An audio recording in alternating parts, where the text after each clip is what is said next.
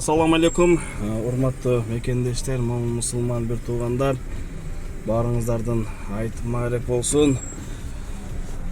Биз Кудай кааласа азыр намаз бүтүп, иншалла досум экөөбүз үй жака көздөп жол алдык.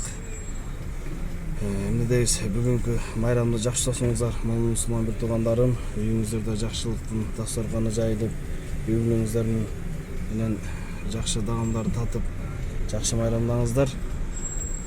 Эки кишине каалап тилеп айтып болсуңар досум. Айтыңар марек болсун бардыгыңардын. Жакшы жылдардан болсун. Машалла, машалла. Окуган намаздарыңыздар кабыл болсун.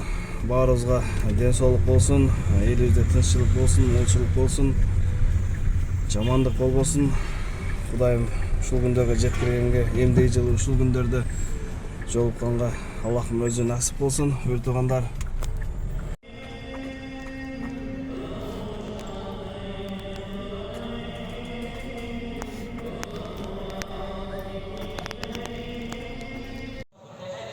Bağımdan alış konuşları Kuday'ın cardamı menen kolot.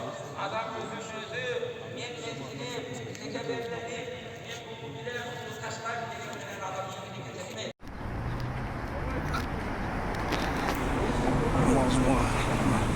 Maşallah, Müslüman bir tуугандар шашып кетти.